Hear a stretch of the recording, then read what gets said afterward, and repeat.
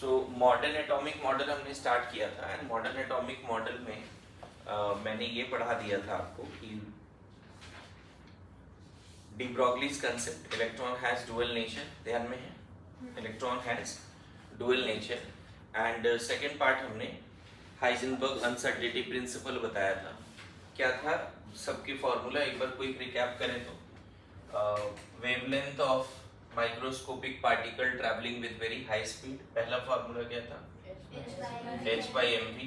ये de Broglie जिसने बोला कि कोई भी particle specially microscopic electron proton neutron if travelling with very high speed they are having dual nature, wave nature as well as particle nature, and the wavelength associated with matter wave is given by this formula. And what is formula all about? This is the mass of object जिसका wavelength निकालना है और ये velocity उसी object का है जिसका wavelength निकालना है। सेकेंड फॉर्मूला इसका क्या था? h/√2mk। Again, this is the mass of object and this is the kinetic energy of object जिसकी wavelength निकाली है। और थर्ड फॉर्मूला था h/√2m। k के जगह पे हम लोग q इंटू एक्सिलरेटिंग वोल्टेज रखते हैं, q इंटू एक्सिलरेटिंग वोल्टेज रख देना है ना। इसके बाद का पार्ट जो है एक इलेक्ट्रॉन के लिए, फॉर इलेक्ट्रॉन हमने क्या बोल दिया था? अगर एक्सिलेटिंग वोल्टेज दिया हुआ है 12.25 by under root accelerating voltage, ये किसमें आ जाता था? इलेक्ट्रॉन के लिए अगर एक्सिलेटिंग पोटेंशियल दिया हुआ है तो डायरेक्टली इक्वेशन बन जाता है। अच्छा, उसके बाद ये तो था de Broglie concept. Modern atomic model हम लोग शुरू किए थे, क्वांटम मैकेनिकल मॉडल शुरू किए थे, है ना। एंड उसमें डी ब्रॉगली पहला टॉपिक पढ़ाया था एंड दूसरा टॉपिक पढ़ाया था हाइजेनबर्ग्स अनसर्टेनिटी प्रिंसिपल। हाइजेनबर्ग्स ने क्या बोला कि ऐसे कोई भी माइक्रोस्कोपिक पार्टिकल जो बहुत हाई स्पीड से घूम रहा है, जिसमें डुअल नेचर है, wave nature as well as particle nature. Just like radiant energy में भी दो नेचर है, आपको पता है। रेडिएंट एनर्जी में क्या कौन कौन सा नेचर है? Wave nature and particle nature, आपको ये बात पता है ना। तो microscopic particle which is traveling with very high speed having dual nature, wave nature as well as particle nature. For such particle क्या नहीं, for such particle it is impossible to determine exact position and momentum simultaneously। यही statement था। बताओ statement पढ़ के सुनाओ अनन्या जल्दी, क्या स्टेटमेंट था डी ब्रॉगली का? It is impossible to measure simultaneously the exact position and exact momentum of a body as small as an electron। समझ में आ रहा है? ठीक है। और उस केस में क्या था कि uncertainty in position into uncertainty in momentum greater than equal to h/4 pi, ये था। हमको पता है कि मोमेंटम मास इनटू वेलोसिटी होता है, तो डेल p जो है मास में एरर तो नहीं आएगा, डेल्टा v ऐसा कर सकते हैं। तो हम लोग डेल p की जगह पे क्या रख सकते हैं? ये पढ़ाया हुआ लास्ट क्लास में, m del v greater than equal to h/4 pi. तो यहाँ से del x uncertainty in position, uncertainty in velocity greater than equal to h/4 pi m, ये भी एक फॉर्मूला है नहीं? दो फॉर्मूला है। मेन तो ये स्टेटमेंट है uncertainty in position and momentum greater than equal to h/4 pi. कोई बोले कैसे आया, बोलना नहीं बताया टीचर, बोल दो क्वांटम रेस्ट्रिक्शंस वगैरह के थ्रू आ गया। हमने ऑल्दो थोड़ा सा ये बात बोला था कि एक प्लेन को पता करने के लिए, जैसे पुणे एयरपोर्ट पे एयर ट्रैफिक कंट्रोल है, तो उससे प्लेन का एग्जैक्ट पोजीशन मोमेंटम पता चलता है, क्योंकि प्लेन में डुअल नेचर नहीं बताया था ना, बात समझे। लेकिन कोई ऐसा माइक्रोस्कोपिक पार्टिकल जिसमें वेव नेचर है, पार्टिकल नेचर है, उसका एग्जैक्ट पोजीशन और मोमेंटम या वेलोसिटी नहीं बता सकते। And this is error in position and this is error in momentum greater than equal to h/4 pi. This is error in moment position and this is error in velocity. जिसको ज्यादा precisely books में questions में क्या लिखा था? Uncertainty in position and uncertainty in velocity, book में ऐसे लिखा होता है। इसी का एक मॉडिफाइड वर्जन भी है। जैसे अगर मान लो हमने ऐसा कर दिया, जैसे देखो अनसर्टेनिटी इन एनर्जी बोल रहा हूँ, force of the particle can be right uncertainty in position by uncertainty in time. ये पता है फोर्स क्या होता है? Change in momentum by time. पढ़ा है थोड़ा बहुत इतना फोर्स के बारे में? मास इनटू एक्सेलरेशन तो होता ही है, लेकिन एक और है चेंज इन मोमेंटम बाय। तो अनसर्टेनिटी इन फोर्स, तो इसको डेल पी के जगह पे हम क्या लिख सकते हैं? ऐसा लिख सकते हैं क्या यहाँ से? Uncertainty in position is equal to क्या लिख सकते हैं? Uncertainty in force into uncertainty in time. अब इसके जगह पे इस स्टेटमेंट में इसको रख देते हैं, देखो क्या मिलने वाला है। डेल एक्स, डेल पी के जगह पे क्या रख दिया? Del F into del T greater than equal to क्या? एच बाई 4 पाई कर दिया। बोलो अब ये दोनों पता है क्या हो जाएगा? Uncertainty in position into uncertainty in force, force into distance, displacement क्या होता है? एनर्जी पढ़ा है? फोर्स इनटू डिस्प्लेसमेंट क्या होता है? डिस्टेंस क्या होता है? Energy. F dot D x लिखते हैं। वर्क एनर्जी पढ़ा है? वर्क का डेफिनेशन ये सुनो। तो इन दोनों को मिला के हम लिख सकते हैं del E into del T. अब देखो मॉड्यूल में एक एक्सप्रेशन और है आपका, इस तरह का भी एक्सप्रेशन है मॉड्यूल में। uncertainty in energy of the particle into uncertainty in time greater than equal to h by 4 pi. Uncertainty in what? Energy into uncertainty in time greater than equal to h by 4 pi, है ना? तो ये just recap करा रहा हूँ last lecture का, और इस पर भी 2-3 क्वेश्चन करके आगे बढ़ेंगे। ठीक है, लिखो। ये एक नया लिख लो, ये दोनों तो है ही, एक नया लिख लो। ऐसा ना लगे कि ये पता ही नहीं गया सर, ये फार्मूला तो कहीं दिखता ही नहीं है हमको, जबकि मॉड्यूल में लिखा हुआ है ये फार्मूला। लिखा है जी? हाँ सर। लिखा है कि नहीं? हाँ लिखा है ना?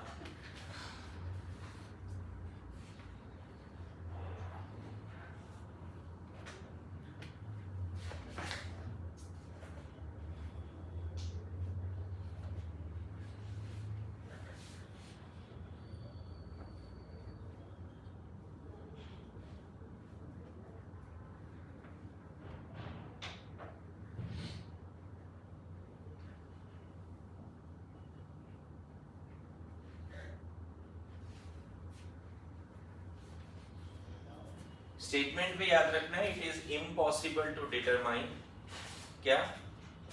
Exact position, exact momentum of as small as electron.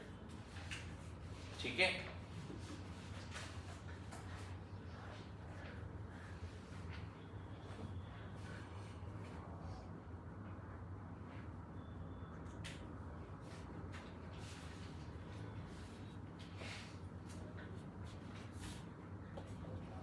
करें आगे।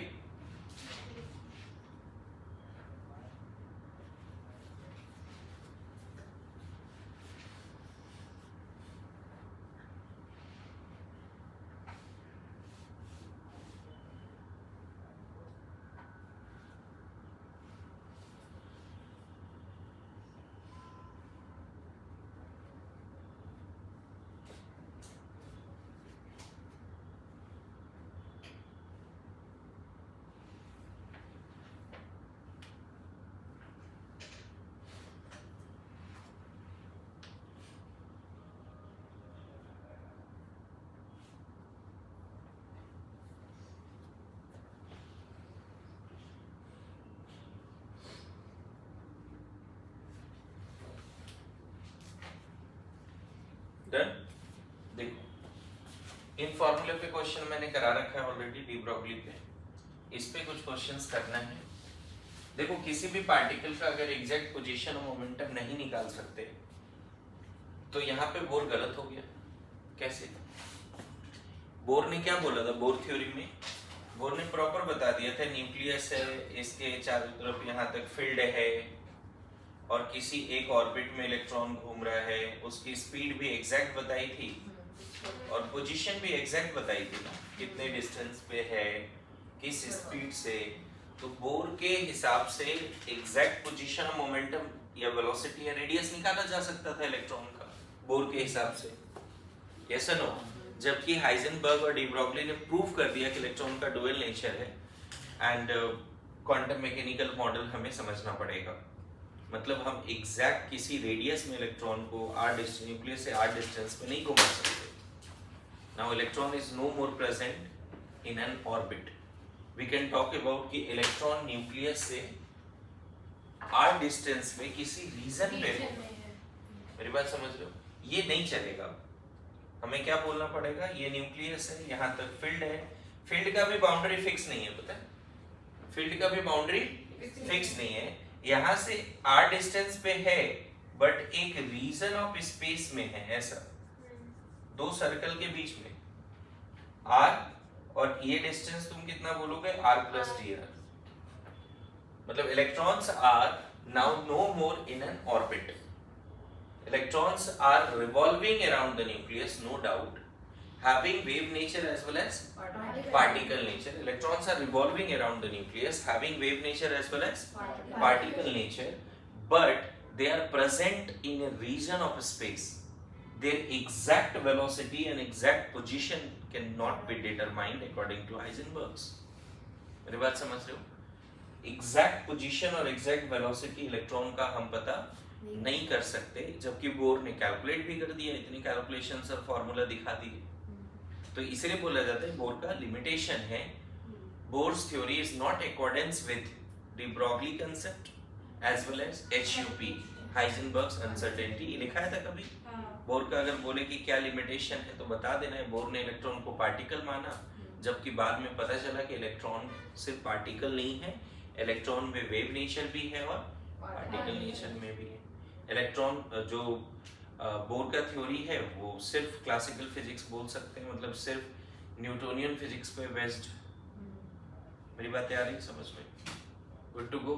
और देखो एक पैराग्राफ वहाँ पे लिखा है, वो पैराग्राफ मैं चाहता हूँ सब लोग अभी लिख लीजिए, या जगह छोड़ के घर पे लिखिएगा। मैं जगह बता दे मतलब पढ़ के सुना देता हूँ।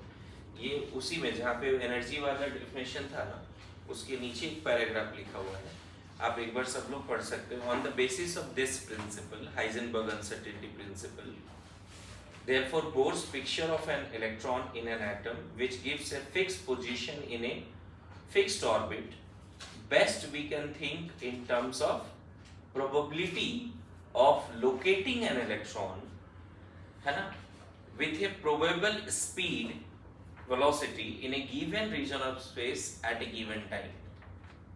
मतलब ये थ्योरी क्या बोल रहा है कि अब हम ऐसा नहीं बोल सकते किसी फिक्स रेडियस में है, फिक्स स्पीड है। We can best think of what? Probability of finding the electron in a region of space around the nucleus with some probable speed, exact speed भी नहीं, with some probable speed and some region where they can have wave motion and particle motion, some region of space. Getting my point? Some region of space। आगे बोल रहा है the space or a three-dimensional region around the nucleus where there is maximum probability, देखो फिर से बात हो रहा है probability of finding an electron of a specific energy, है ना, the region, the space three-dimensional, the space or a three-dimensional region around the nucleus where there is maximum probability of finding an electron of a specific energy is called orbital। मतलब concept of orbit now changes to orbital। मेरी बात आ रही है समझ में? ये paragraph आपको देख के लिख लेना है, उतना जगह छोड़ना है, ठीक है? लिख लिया तो अच्छी बात है, नहीं लिखा तो ये घर पे लिख लेना है। ये एनर्जी वाला इक्वेशन जो है डेल ई डेल टी, उसके जस्ट बाद का पैराग्राफ है, आप लोग देख के लिख लेना। अभी मैं डिक्टेट नहीं कर रहा हूँ, ऑल्दो मैंने यूरोवर पढ़ रखा है। यहाँ तक समझ गए? Is there now concept of orbit is still there? Maybe, हो सकता है, लेकिन अब ज्यादा अच्छा कंसेप्ट क्या है? Orbital। Now what is orbital? Region of space around the nucleus where there is maximum probability of finding the electron with some probable speed, देख रहे हो, some probable energy, मतलब we are not exactly बोल सकते कि यही energy होगा, हम exactly ये नहीं बोल सकते यही स्पीड होगा, इतनी ही डिस्टेंस पे होगा, आर डिस्टेंस पे होगा, ऐसा बोलना गलत है। तो कंसेप्ट ऑफ ऑर्बिट चेंज हो गया किसमें, कंसेप्ट ऑफ ऑर्बिटल में। ठीक है, तो ये पैराग्राफ लिख लेना, फिर आगे चलेंगे। एक क्वेश्चन लिखो यहाँ पे, if uncertainty in position and velocity are same, if uncertainty in position and velocity are same,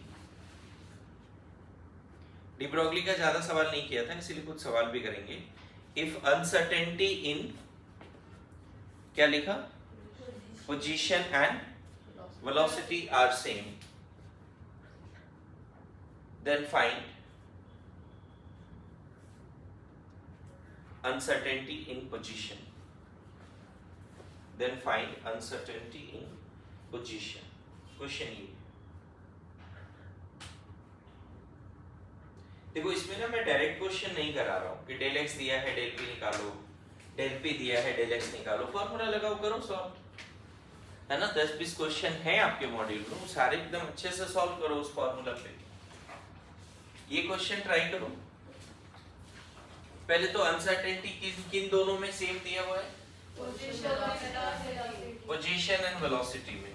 तो पोजीशन और वेलोसिटी का जो हाइजेनबर्ग अनसर्टेनिटी प्रिंसिपल वाला इक्वेशन है वो क्या है,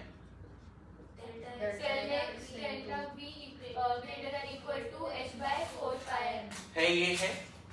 अब ये दोनों इक्वल है, क्वेश्चन में दिया हुआ है del x equal to del v, तो डेल वी के जगह पे 2 बार हो गया तो डेल वी का स्क्वायर लिख दें, greater than equal to h by 4 pi m। हमें डेल एक्स बोला था ना निकालने, अनसर्टेनिटी इन, तो क्या कर देंगे, under root of h by 4 pi m। इसको थोड़ा सॉल्व करोगे यही आंसर हो गया। अनसर्टेनिटी इन पोजीशन 1/2 बाहर निकाल लो, अंडर रूट के अंदर h by पाई हो गया, यही आंसर, यही आंसर है बस। वहाँ 4 ऑप्शन में एक ऑप्शन ये दिखेगा, है ना, 4 ऑप्शन में एक ऑप्शन ये दिखेगा। देखो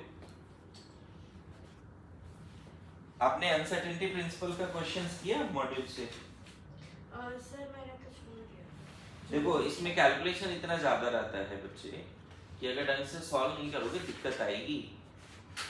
मैं बताऊं, हर क्वेश्चन को छोड़ के आओगे अभी माइनर में इस प्रिंसिपल में, क्योंकि डेल एक्स का वैल्यू डेल पी का वैल्यू ऐसा दिया रहेगा, है ना। जैसे आपके मॉड्यूल में ही एक और सवाल है यहाँ पे, सॉल्व एग्जाम्पल, है ना। क्वेश्चन 1 क्वेश्चन 2 कर देता हूँ इसमें। क्वेश्चन 2 में मॉड्यूल में सॉल्व एग्जाम्पल में 13 नंबर क्वेश्चन है। क्वेश्चन क्या है, ए golf ball has a mass of 40 gram and a speed of 45। आप मॉड्यूल देख सकते हो, जो पैराग्राफ अभी पढ़ रहे थे उसके नीचे सॉल्व एग्जांपल है। बस मैं समझाता हूँ इस क्वेश्चन के थ्रू कि कैलकुलेशन बहुत ज़्यादा रहता है, आपको डर लगेगा एग्जाम में, आपको 10-20 क्वेश्चन प्रैक्टिस करनी पड़ेगी, है ना, ताकि वहाँ पे आप तरीके से सॉल्व कर पाओ। एक golf ball has a mass of 40 gram and A speed of क्या 45, है ना, मीटर पर second. If speed can be measured with in an accuracy of 2%, calculate uncertainty in position. क्या लगता है ये 2% क्या है, 45 उसका स्पीड है और इसमें बोल रहा है 45 मीटर पर सेकेंड स्पीड है। If speed can be measured within accuracy of 2%, what can be del x. क्या करना चाहिए, 45 क्या डेल वी है, क्वेश्चन देखो, 45 डेल वी है नहीं, 2% तो 45 से तो बॉल जा रहा है 45 मीटर पर सेकंड से, विद इन क्या लिख रहा है उसमें, विद इन एक्यूरेसी ऑफ 2%, मतलब 45 का 2% क्या हो गया, तो पहले डेल वी निकालना पड़ेगा, 45 into 2/100 कितना हो गया डेल वी, 0.9 मीटर पर सेकंड। डेल वी आ गया, हमें क्या चाहिए, डेल एक्स, हमें क्या चाहिए, तो del x into del v, ये वाला फॉर्मूला यूज करो, h बाई 4 पाई m। देखो कैलकुलेशन कितना ज्यादा है, डेल एक्स इक्वल टू कितना, greater than h by 4 pi m del v। अब क्वेश्चन के हिसाब से अगर कोई डेल v 45 पे रख दिया तो गलत हो जाएगा, 45 उसका स्पीड है जिसमें 2% का एक्यूरेसी है, मतलब डेफिनेटली एरर जो अनसर्टेनिटी हो 2% है 45 का, तो 45 का 2% आपको निकालना पड़ेगा। बोलो, तो यहाँ पे सॉल्व कर देंगे, क्या हो जाएगा 6.626 into 10 raised to minus 34 joule second होता है। बोलो 4 पाई का वैल्यू 22/7 या 3.14 रख सकते हैं, into m mass of object 45, mass of object कितना दिया हुआ है 40 ग्राम, लेकिन सब एसआई में रखना पड़ेगा बच्चे, सब एसआई में रखना पड़ेगा। और डेल भी हमने निकाला है 0.9 मीटर पर सेकेंड। तो बताओ एग्जाम में अगर ऐसा कैलकुलेशन आया तो नहीं लगता है कि विद इन टाइम करने के लिए प्रैक्टिस तो चाहिए हमको, यानी तो आप सॉल्व नहीं कर पाओगे। समझ में आ रहा है? इवन डिब्रॉगली वाले में क्वेश्चन में भी ऊपर h बाई एम वी है, तो h का वैल्यू और m का वैल्यू v का वैल्यू सॉल्व करने में टाइम तो लगेगा ना, कैलकुलेशन से डर लगता ही हमें, तो आपको कुछ क्वेश्चंस इस सारे फॉर्मूला पे करके ही जाने पड़ेंगे। बोलो, अब ये सॉल्व देखो तो देखिए कितने लोग बिना मतलब ये सॉल्व करने का हिम्मत करते हैं। एग्जैक्ट आंसर बताओ क्विक।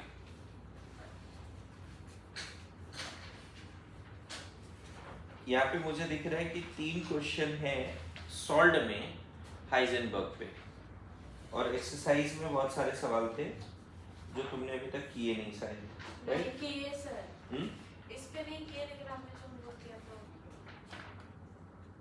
लास्ट का लास्ट, लेकिन सर फिर उसमें ये क्वेश्चंस थे तो छोड़ दिए। हाइजेनबर्ग में 115 से 121, तो ये क्वेश्चंस किया था सॉल्व हाइजेनबर्ग का, लास्ट क्लास पढ़ा के भेजा था ना।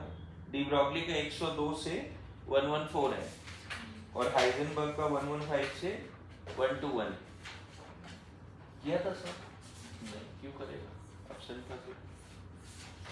कितना आ रहा है इसका आंसर, किसी को, एनीबॉडी जो बिना देखे आंसर कर सकते हैं, मतलब अपने से आंसर देखना नहीं, खुद से कैलकुलेट करो।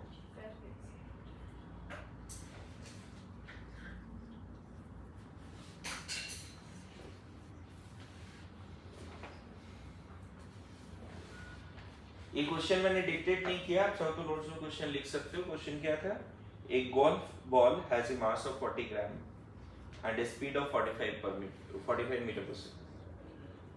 If the speed can be measured within accuracy of 2%, calculate uncertainty in the position.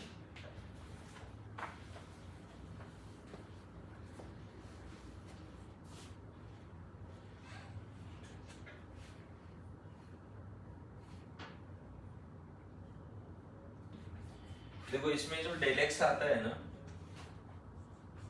आप सॉल्व कर लेना, 1.46 into 10 raised to minus 33 metre, ऐसा है। पता है ये ऑलमोस्ट जीरो ही है, ऑलमोस्ट जीरो है ये, मतलब एरर इन पोजीशन। यहाँ पे एक बड़ा अच्छा कंपैरिजन किया इस क्वेश्चन में कि एरर इन पोजीशन जो है, मैं एक बार बता देता हूँ क्या कंपैरिजन किया है क्वेश्चन में। एरर इन पोजीशन जो है न्यूक्लियस के डायमीटर के रिस्पेक्ट में है ना, क्या लिख रहा है, this is nearly 10 raised to 18 times smaller. समझो क्या मैं बोलना चाह रहा हूँ, यहाँ पे समझाता हूँ, एक बार समझ में लिख लेना। This value is almost 10 raised to 18 times smaller, है ना, then the diameter of typical atom, then the diameter of atom भी नहीं, nucleus, then the smaller than diameter of a nucleus of an atom। अब बताओ nucleus कितना छोटा है, ये सोचो, nucleus is very very very small, इसमें एग्री करते हो? न्यूक्लियस के डायमेंशन से भी 10⁻18 टाइम्स कम उसमें एरर है। मतलब न्यूक्लियस में कोई है तो हम बोल देते परफेक्टली कहाँ पे, ऐसे भी बोल सकते हैं। मतलब न्यूक्लियस एक पॉइंट ही एक तरह से, अगर कोई ऑब्जेक्ट न्यूक्लियस में है तो एक तरह से परफेक्टली आपने उसको लोकेट कर दिया। मेरी बात समझ रहे हो? ऑल्दो अगर कोई ऑब्जेक्ट न्यूक्लियस में है, इधर इधर लिखने के चक्कर में सब लोग इधर देखो, कोई ऑब्जेक्ट अगर न्यूक्लियस में है तो न्यूक्लियस का जो डायमीटर है उसमें कहीं भी हो सकता है ना। अगर न्यूक्लियस इतना बड़ा है तो कोई ऑब्जेक्ट बोलते हैं न्यूक्लियस में है, तो न्यूक्लियस का जो स्फीयर है, न्यूक्लियस का भी एक रेडियस होता है, इस न्यूक्लियस भी स्फेरिकल होगा, इस पूरे रीजन में कहीं भी हो सकता है। तो ऐसा नहीं कि कोई ऑब्जेक्ट न्यूक्लियस में तो उसमें एरर पॉसिबल नहीं है, पॉसिबल है एरर, बट ये न्यूक्लियस इतना छोटा होता है कि हम बोलते हैं कि हाँ एग्जैक्ट पोजीशन हमें पता चल गया। मेरी बात समझ रहे हो? न्यूक्लियस का डायमीटर का 10⁻18 टाइम्स और कम उसमें अनसर्टेनिटी, मतलब जो बहुत बड़े ऑब्जेक्ट्स है ना उसके लिए अनसर्टेनिटी इन पोजीशन और मोमेंटम का कोई मतलब नहीं है। हम बोलते हैं कि एरर उसमें जीरो, एरर उसमें जीरो है। लेकिन वही माइक्रोस्कोपिक ऑब्जेक्ट होगा तो उसमें एरर ठीक ठाक आएगा। ये जो लाइन लिखा है बड़ा प्यारा लाइन लिखा है, this is nearly 10⁻18 times smaller than diameter of A typical nucleus. As mentioned earlier, for larger particles, the uncertainty principle sets no meaningful limit to the precision of measurements. मतलब बहुत बड़ा object है, plane है, ball है, car है, उसमें error का कोई मतलब पता चलता है कि हम उसको एग्जैक्टली उसका स्पीड और वेलोसिटी और मोमेंटम निकाल लेते हैं, उसमें एरर नहीं के बराबर आता है। मेरी बात आ गई समझ में? बोलो पक्का? सो लास्ट क्लास का रिवीजन ही हुआ है अभी।